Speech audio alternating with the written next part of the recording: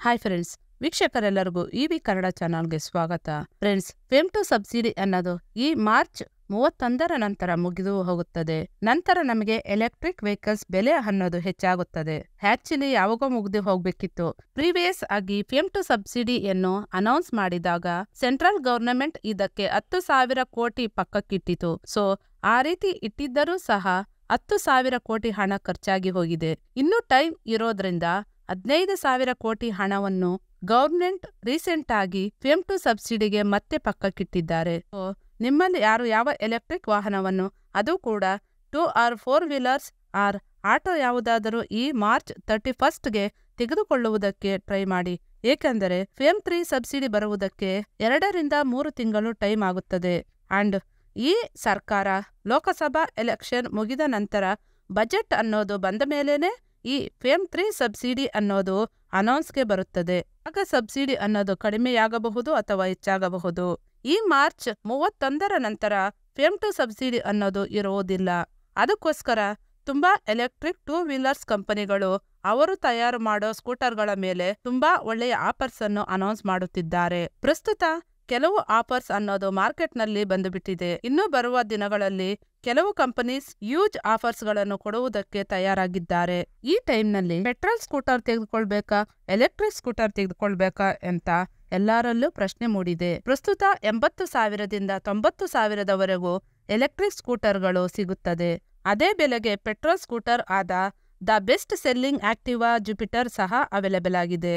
ಇದರ ಬಗ್ಗೆ ಕ್ಲಾರಿಟಿಯಾಗಿ ಈ ವಿಡಿಯೋದಲ್ಲಿ ನೋಡೋಣ. ಸೊ ಸ್ಕಿಪ್ ಮಾಡದೆ ಕೊನೆಯವರೆಗೂ ನೋಡಿ. ಪೆಟ್ರೋಲ್ ಸ್ಕೂಟರ್ಗಿಂತ ಎಲೆಕ್ಟ್ರಿಕ್ ಸ್ಕೂಟರಿನ ಮೈನ್ ಅಡ್ವಾಂಟೇಜ್ ಏನೆಂದರೆ ಪೊಲ್ಯೂಷನ್. ಪೆಟ್ರೋಲ್ ಸ್ಕೂಟರ್ನಲ್ಲಿ ಪೆಟ್ರೋಲ್ ಹಾಕಿಕೊಂಡು ಡ್ರೈವ್ ಮಾಡಿದರೆ ಸೈಲೆನ್ಸರ್ನಿಂದ ಬರುವ ಹೊಗೆಯಿಂದ ಪರಿಸರ ಮಲಿನಗೊಳ್ಳುತ್ತದೆ. ಅದುವೇ ಎಲೆಕ್ಟ್ರಿಕ್ ಸ್ಕೂಟರ್ ಆದರೆ ಯಾವುದೇ ರೀತಿ ಸಮಸ್ಯೆಗಳು ಇರುವುದಿಲ್ಲ ಅಂಡ್ ನೀವು ಪರಿಸರಕ್ಕೆ ಹೆಲ್ಪ್ ಮಾಡಿದಂತೆ ಇರುತ್ತದೆ. ಇದಕ್ಕೆ ಮತ್ತೊಂದು ಮೇನ್ ಅನುಕೂಲಕರ point running cost and ownership cost. ಅದೇನೆಂದರೆ ಮೇಂಟೆನೆನ್ಸ್. ಈ 2 ಸ್ಕೂಟರ್ಗಳನ್ನು ಮೇಂಟೈನ್ ಮಾಡುವುದಕ್ಕೆ 1 ವರ್ಷಕ್ಕೆ ಎಷ್ಟು ಖರ್ಚಾಗುತ್ತದೆ ಎಂದು ಈಗ ನೋಡೋಣ. ಮೊದಲನೆಯದಾಗಿ ಹೋಂಡಾ ಆಕ್ಟಿವಾ ಪೆಟ್ರೋಲ್ ಸ್ಕೂಟರ್ ಬಗ್ಗೆ ಮಾತನಾಡೋದಾದ್ರೆ ಈ ಸ್ಕೂಟರ್ 50 ಕಿಲೋಮೀಟರ್ ಮೈಲೇಜ್ ಕೊಡುತ್ತದೆ ಅಂಡ್ ಮ್ಯಾಕ್ಸಿಮಮ್ 45 ಕಿಲೋಮೀಟರ್ ಮೈಲೇಜ್ ಕೊಡುತ್ತದೆ. ಆಕ್ಟಿವಾದಲ್ಲಿ ಒಬ್ಬ ಪರ್ಸನ್ ಒಂದು ದಿನಕ್ಕೆ 30 ಕಿಲೋಮೀಟರ್ಗಳು ಅವರೇಜ್ ಆಗಿ ತಿರುಗಬಹುದು. ಒಂದು ತಿಂಗಳಿಗೆ 30 ದಿನ ಇಂಟು 30 ಕಿಲೋಮೀಟರ್ಗಳು = 900 ಕಿಲೋಮೀಟರ್ಗಳು. ಒಂದು ತಿಂಗಳಿಗೆ ಒಬ್ಬ ಪರ್ಸನ್ 900 ಕಿಲೋಮೀಟರ್ ತಿರುಗುತ್ತಿದ್ದಾರೆ. 900 ಕಿಲೋಮೀಟರ್ಗಳಿಗೆ 50 ಕಿಲೋಮೀಟರ್ ಮೈಲೇಜ್ ಕೊಡುತ್ತದೆ. ಅಂಡ್ ಎಕ್ಸಾಂಪಲ್ ಆಗಿ 1 ಲೀಟರ್ 100 ರೂಪಾಯಿ ಅಂದುಕೊಂಡ್ರೆ ಈ 900 ಕಿಲೋಮೀಟರ್ ಅನ್ನು 50 ಕಿಲೋಮೀಟರ್ ಮೈಲೇಜ್ನಲ್ಲಿ ಡಿವೈಡ್ ಮಾಡಿದರೆ 900/50 = 18 ಲೀಟರ್ಸ್ ಪೆಟ್ರೋಲ್ ಖರ್ಚಾಗುತ್ತದೆ. ಸೊ ಒಂದು ತಿಂಗಳಿಗೆ 18 ಲೀಟರ್ ಖರ್ಚಾಗುತ್ತದೆ. ಸೊ 18 × 100 = 1,800. ಅಂದರೆ ಒಂದು ತಿಂಗಳಿಗೆ 1,800 ಖರ್ಚಾಗುತ್ತದೆ.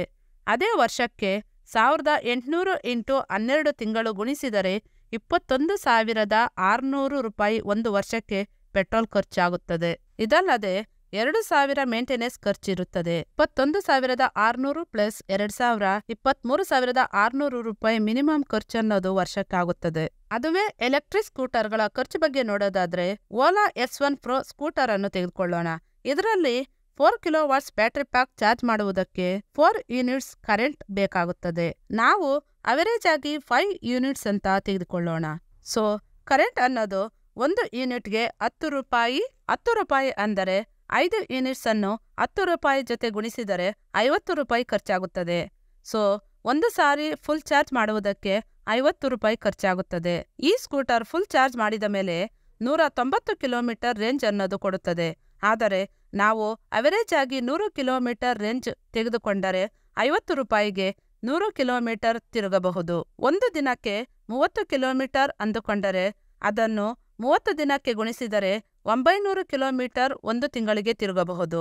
900 ಕಿಲೋಮೀಟರ್ ಬೈ 100 ಕಿಲೋಮೀಟರ್ ಮೈಲೇಜ್ = 9. ಇದನ್ನು 50 ರೂಪಾಯಿ ಜೊತೆ ಗುಣಿಸಿದರೆ 450 ರೂಪಾಯಿ.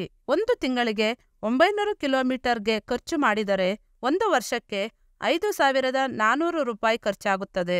ವರ್ಷಕ್ಕೆ ಸ್ಕೂಟರ್ ಅನ್ನು ಚಾರ್ಜ್ ಮಾಡುವುದಕ್ಕೆ 5,400 ರೂಪಾಯಿ ಖರ್ಚಿರುತ್ತದೆ. ಪ್ಲಸ್ ಮೇಂಟೆನೆನ್ಸ್ 2,000 ರೂಪಾಯಿ ಇರುತ್ತದೆ. 2,000 ರೂಪಾಯಿ ಅಂದರೆ ಒಟ್ಟಾಗಿ 7,400 ರೂಪಾಯಿ ಆಗುತ್ತದೆ. ಓನರ್ಶಿಪ್ ಅನ್ನೋದು ಪೆಟ್ರೋಲ್ ಸ್ಕೂಟರ್ಗೆ 23,600 ರೂಪಾಯಿಗಳು. ಅದೇ ಎಲೆಕ್ಟ್ರಿಕ್ ಸ್ಕೂಟರ್ಗೆ 7,400 ರೂಪಾಯಿ. ಈ ಎರಡನ್ನು ಕಂಪೇರ್ ಮಾಡಿದರೆ 16,200 ರೂಪಾಯಿಗಳು ಒಂದು ವರ್ಷಕ್ಕೆ ಸೇವ್ ಮಾಡಬಹುದು. ಸೊ ಫ್ರೆಂಡ್ಸ್, ಈಗ ಹೇಳಿ, ಪೆಟ್ರೋಲ್ ಸ್ಕೂಟರ್ ಬೆಟರಾ, ಎಲೆಕ್ಟ್ರಿಕ್ ಸ್ಕೂಟರ್ ಬೆಟರಾ? ಇಲ್ಲಿ ತುಂಬಾ ಟರ್ಮ್ಸ್ ಅಂಡ್ ಕಂಡೀಷನ್ಸ್ ಇವೆ. ಪೆಟ್ರೋಲ್ ಸ್ಕೂಟರ್ಗೆ ಈ ಮೇಂಟೆನೆನ್ಸ್ ಸಾಕು. ಆದರೆ ಎಲೆಕ್ಟ್ರಿಕ್ ಸ್ಕೂಟರ್ಗೆ 3 to 5 ಇಯರ್ ನಂತರ ಬ್ಯಾಟ್ರಿ ರೀಪ್ಲೇಸ್ ಕಾಸ್ಟ್ ಅನ್ನೋದು 30,000ದಿಂದ 50,000ದವರೆಗೆ ಖರ್ಚಿರುತ್ತದೆ. ಆದರೆ ಬೆಲೆ ಅನ್ನೋದು 50% ಕಡಿಮೆಯಾಗುವುದಕ್ಕೆ ಚಾನ್ಸಸ್ ಇದೆ. ಇದರ ಮೇನ್ ರೀಸನ್ ಬ್ಯಾಟರಿಯಲ್ಲಿರುವ ಸೆಲ್ ಕಾಸ್ಟ್. ಈ ಸೆಲ್ ಅನ್ನೋದು ಇತರ ದೇಶಗಳಿಂದ ಇಂಪೋರ್ಟ್ ಮಾಡಿ ವಾಹನಗಳನ್ನು ಅಸೆಂಬಲ್ ಮಾಡುವುದರಿಂದ ಇದರ ಬೆಲೆ ಅನ್ನೋದು ಜಾಸ್ತಿ. ಇದನ್ನೇ 2-3 ವರ್ಷಗಳ ನಂತರ ಲಿಥಿಯಂ ಅಯನ್ ಬ್ಯಾಟರಿ ಸೆಲ್ ಅನ್ನೋದು ನಮ್ಮ ಇಂಡಿಯಾದಲ್ಲೇ ತಯಾರು ಮಾಡಿದರೆ ಬ್ಯಾಟರಿ ಬೆಲೆ ಅನ್ನೋದು ಅರ್ಧಕ್ಕೆ ಅರ್ಧ ಕಡಿಮೆಯಾಗುತ್ತದೆ. ಸೊ ಫ್ರೆಂಡ್ಸ್, ಫೈನಾನ್ಷಿಯಲ್ ಆಗಿ ನೋಡಿದ್ರು ಅಥವಾ ಪರಿಸರದ ಪ್ರಕಾರ ನೋಡಿದ್ರು ಪೆಟ್ರೋಲ್ ಸ್ಕೂಟರ್ಗಿಂತ ಎಲೆಕ್ಟ್ರಿಕ್ ಸ್ಕೂಟರ್ ಉತ್ತಮ ಅಂತ ಹೇಳ್ಬೋದು. ಫ್ರೆಂಡ್ಸ್, ನೋಡಿದ್ರಲ್ಲ, ನೀವು ಕನ್ವಿನಿಯನ್ಸ್ ಆಗಿದ್ದೀರಾ ಅಂತ ಕಮೆಂಟ್ ಮೂಲಕ ನಮಗೆ ತಿಳಿಸಿ. ಹಾಗೆ ಈ ವಿಡಿಯೋಗೆ ಒಂದು ಲೈಕ್ ಕೊಟ್ಟು ಶೇರ್ ಮಾಡಿ. ಇವಿ ಕನ್ನಡ ಚಾನಲ್ಗೆ ಸಬ್ಸ್ಕ್ರೈಬ್ ಆಗಿ. ಗೋ ಗ್ರೀನ್, ಗೋ ಎಲೆಕ್ಟ್ರಿಕ್.